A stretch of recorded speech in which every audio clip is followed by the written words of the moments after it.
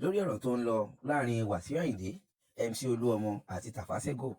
wọ́n ní Kúnlé Poli wá ti dá sí báyìí ọ̀rọ̀ yìí ti gbẹnu tán báyìí o wọ́n ní kíni ti Wasiu nínú ìṣẹ̀lẹ̀ àwọn onímọ́tò ó ní màdámì wá tú ọ̀pọ̀lọpọ̀ àṣírí lórí àṣírí tó wà láàrin Wasiu àti MC Olúọmọ Sego àti Kúnlé Poli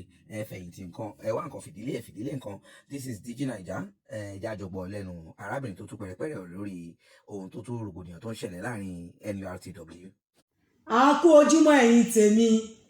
lórí ọ̀rọ̀ MC Olúọmọ àti Tafasego kì í ṣe ọ̀rọ̀ tí spíkà kan lè dá sí anyhow kàn máa fi pé bí ni ẹ̀yin tẹ́ bú Wasiu Ayinde kò sí nǹkan tó kan Wasiu Ayinde ń bẹ̀ Ayinde kọrin tí ẹ ní lẹ́vù ìjà wọn ti wà ńlẹ̀ tipẹ́ ni mo ṣe gbé Kúnlé Poli wá kó lè bá yé yín dáadáa ẹ jẹ́ ká go straight to the point tí ìbá ṣe mistake 4 years or 5 years ago Alhaji Muslim MC Olúọmọ ló dúró fún Alhaji Mustapha Sego tó fi gba Lagos State fún di èmi legacy ni blogger wọn tó ń gbé gbogbo ẹ̀ wá sórí social media tó fi nọ́ọ̀kì Kúnlé Poli down lẹ́kọ̀ọ́ di èmi ibi tí orí Kúnlé Poli wá lè dé gbogbo àwọn tó lọ́wọ́ lórí ọ̀rọ̀ ẹ̀ tó fi gbàgbára lọ́wọ́ ẹ̀ lẹ́kọ̀ọ́ délì gbogbo wọn ò jèrè ara wọn o èpè ló fi ránṣẹ́ síra wọn àti Sego àti MC Olúọmọ àti legacy àti bẹ́ẹ̀ bẹ́ẹ̀ lọ èpè ló fi ránṣẹ́ síra wọn mo ń bọ̀ bí ìtìdí ẹ jẹ́ ká lọ sẹ́ka ìpolówó ọjà. Ọlọ́run tó yìn òyìnbó ẹlẹ́ja òyìnbó ẹlẹ́ja òyìnbó ẹlẹ́ja tútù rè òyìnbó ẹlẹ́ja ẹ má jẹ́ kó yà yín lẹ́nu iṣẹ́ ẹni kì í di mẹ́rin kẹ́rù bà ni mo níṣẹ́ ọ́fíìsì tí mo ń ṣe mo tún ṣiṣẹ́ sọ̀rọ̀sọ̀rọ̀ mo ní charity foundation mo tún ta ẹja tútù tó jẹ́ fresh báwo lẹ ṣe fẹ́ sí tẹ́ bá fẹ́ ṣe patí ẹ pè mí ẹja tó ń wò yìí ló ń pè ní ọ̀wẹ̀rẹ̀ fresh ni mò ń tà mí ò ń ta frozen o ìkejì tí àwọn yìí ló ń pè ní croaker olókùú bí òkè eléyìí tí àwọn yìí ló ń pè ní red snapper ṣàwárí eléyìí tí àwọn yìí ló ń pè ní ìkẹ́kẹ́rẹ́ eléyìí tí tún wò yìí ló ń pè ní èpìyà eléyìí tí àwọn wò yìí òun ló ń pè ní ọ̀bọ̀kún ẹ pè mí sórí 07087591502 WhatsApp only. lórí ọ̀rọ̀ tí mò ń bá bọ̀ fún àǹfààní ẹ̀yin tí ọ̀rọ̀ yóò yé láti bẹ̀rẹ̀ torí pé tọmọdé ò bàbá tún á bá àrọ́bá àrọ́bá dẹ̀ ní bàbá ìtàn legacy ìgbà tẹ́ ń gang fight lórí ọ̀rọ̀ Kúnlé Poli kí ni Kúnlé Poli sọ fún yín. Kúnlé ní àmọ́ra wa ṣé ń gbọ́. ẹ má dá sí ẹ fi wálẹ̀ anybody má dá sí. ẹ má dé o. lórí ọmọ ò bá dá sí tí o bá ti pé o tẹ̀sí ara ẹ mọ́ lú ọmọ o ò lè lọ lára Kúnlé àwọn alábẹ́ bá Kúnlé jà o ò lè lọ. ṣé ń gbọ́. o ò lè lọ o ò tó bẹ́ẹ̀ nínú ẹbí gbogbo àwọn jálùwẹ̀ erin nǹkan kan wọ́n sí pẹ̀lú ẹ àwọn jálùwẹ̀ erin Kúnlé ní gbogbo wọn wà pẹ̀lú tó ń sọ ikọ̀ nínú Lagos Island ẹ tó ń pè ríǹgì bẹ́ẹ̀lì jù ní Kúnlé àbú. tó bá ń sọ ikọ̀ nínú Lagos Island ẹni tó rúkọ ẹ ríǹgì bẹ́ẹ̀lì jù ní Kúnlé Poli nígbà yẹn lọ legacy bó bá ṣe rántí ọ̀rọ̀ Kúnlé Poli ó yẹ kó máa tọrọ àforíjì ni látara nǹkan tẹ́ ṣe fún un gbogbo bá ṣe náà kí Kúnlé Poli dáhùn lọ́dún yẹn lọ́hùn tó ń fọlọ́pàá gbé tó tún gbé jùlẹ̀ pé ó ń da Èkó rú kò ṣe yíyìn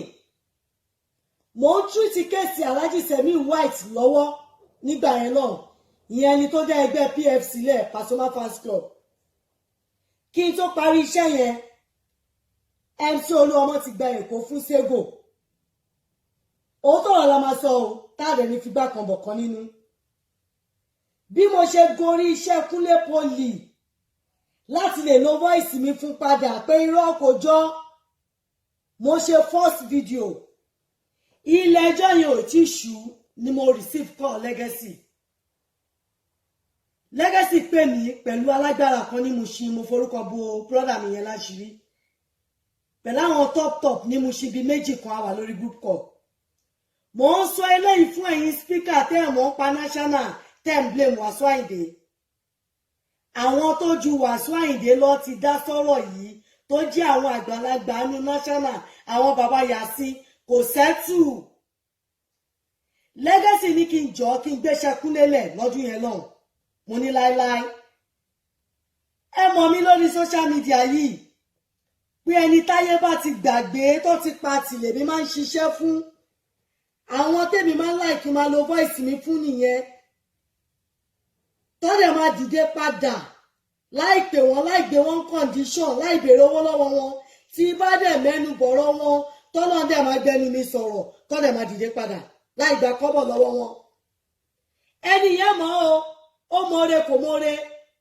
èmi ń ṣe tèmi fọ́lọ́hun ni torí ẹ̀ lọ̀rọ̀ mi ṣe ń láyọ̀ lọ̀rọ̀ mi ṣe ń ládùn. Legacy bẹ́ẹ̀ mi lọ́dún yẹn lọ́wọ́ ó ní kí n jọ kí n gbéṣẹ́ Kúnlé Pólì lẹ̀ kí n jẹ́ kí Sego kó jayé ẹ̀ mo ní mo ti gbọ́ mo dẹ̀ drop iṣẹ́ Kúnlé Pólì lọ́dún yẹn lọ. Àbálọ àbábọ̀ yín wá ń kọ́lé ní àti Legacy àti Sego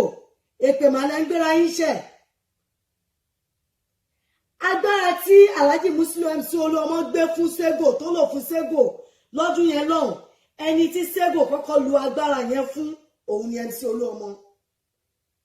Àti MC Olúọmọ àti Sego ọ̀rọ̀ wọn ò jọ èpè kò jọ àdúrà ló ń ṣe fúnra wọn sìn ṣẹ̀rílẹ̀ ayé. Òun ló bá dé White Party tí Wàsíù Àyìndé ṣe lọ́dún yìí. Wọn lè gbẹ́ tara wọn títí táwọn méjèèjì fi máa fi post sílẹ̀ wọn lè gbá tara wọn àtẹ̀mísí àti Sego èpè kọ́. Àfi tó bá tọrọ àforíjì lọ́wọ́ Kúnlé Pólì because orí Kúnlé le torí pé tí inú Kúnlé Pólì ò bá dùn inú àwọn náà lè dùn síra wọn. Lọ́wọ́ tí national dẹ̀ wà yìí ní Lagos State ibi tí wọ́n rún iṣẹ́ Kúnlé Pólì dé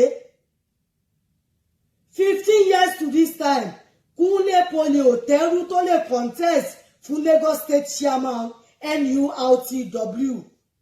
ṣòwádà. Ọmọ mi Òṣùpá kọrin kan ó sọ̀rọ̀ kan bẹ́ẹ̀ ó ní tá bá kálá díẹ̀ ẹ jẹ́ ká máa ṣàánú sí i. Àánú tí wọn ò fi sí ọ̀rọ̀ Kúnlé Pólì àtẹ̀mísí Olúọmọ àti Sego àti Legacy ní gbogbo wọn ò ṣe jèrè àwọn ara wọn dì sí i.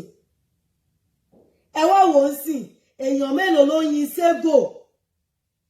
lẹ́yìn àwọn ọmọ lẹ́yìn ẹ̀ kò sí. Èèyàn mélòó ló yin MC Olúọmọ lẹ́yìn àwọn ọmọ lẹ́yìn wọn kò sí. Wàsíù Àyìndé táwọn èèyàn dẹ̀ ń bú Wàsíù Àyìndé gan settle ẹ̀ tì before party ẹ̀ kò work.